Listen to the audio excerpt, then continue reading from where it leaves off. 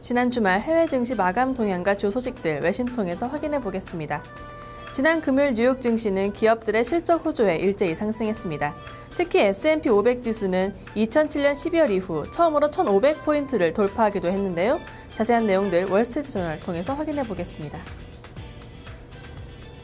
현지 시간으로 25일 월스트리트 저널은 뉴욕 증시가 일제히 상승 마감한 가운데 대형주 중심의 S&P 500 지수가 5년 만에 1,500포인트를 재돌파했다고 전했습니다.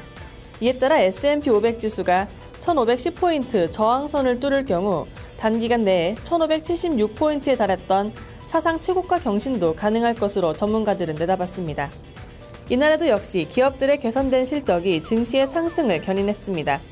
미국의 생활용품 업체인 P&G가 실적 호조에 4% 올랐고 앞서 우수한 실적을 공개했던 스타벅스와 넷플릭스 역시 높은 상승 흐름을 이어갔습니다.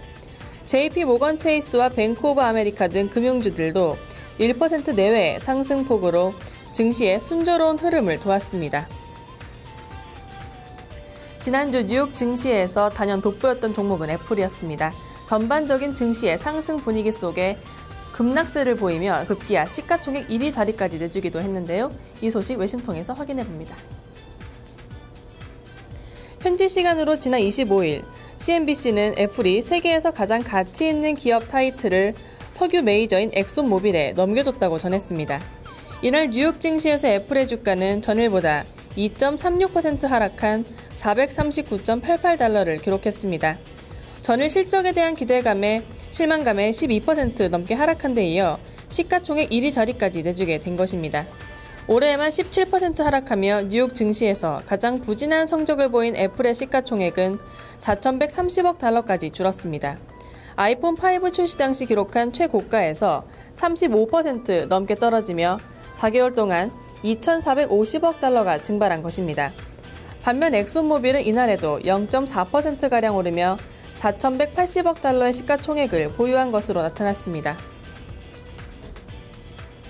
이번 주에도 미국 증시는 기업들의 실적과 경제 지표에 움직일 것으로 보입니다. 이와 함께 연준의 FOMC 회의 결과도 주목되고 있는데요. 이 소식 로이터 보도입니다. 지난 주말 로이터 통신은 이번 주 미국 증시에서 GDP, 고용지표 등 경제 지표들을 주목할 필요가 있다고 전했습니다. 우리 시간으로 수요일 밤에는 지난 분기 미국의 경제 성장률을 확인할 수 있고요. 금요일 밤에는 비농업 부문 취업자 수와 실업률 등 고용 동향을 살펴볼 수 있습니다. 또한 공급관리협회가 집계하는 제조업 지수도 발표돼 글로벌 제조업 경기 회복세에 미국이 동참할 수 있을지 여부가 판가름 납니다. 여기에 화요일부터 열리는 올해 첫 연방공개시장위원회 회의도 관심을 모읍니다. 전문가들은 연준이 부양 기조를 이어갈 것으로 내다보고 있지만 지난달 추가 양적 완화 방침이 발표된 만큼 이달에는 새로운 내용이 나타날 것으로 보지는 않고 있습니다. 기업들의 실적 역시 빼놓을 수 없는 이슈입니다. 지금까지 S&P 500 지수에 상장된 기업 중 약 30%의 경영 성적이 알려졌는데요.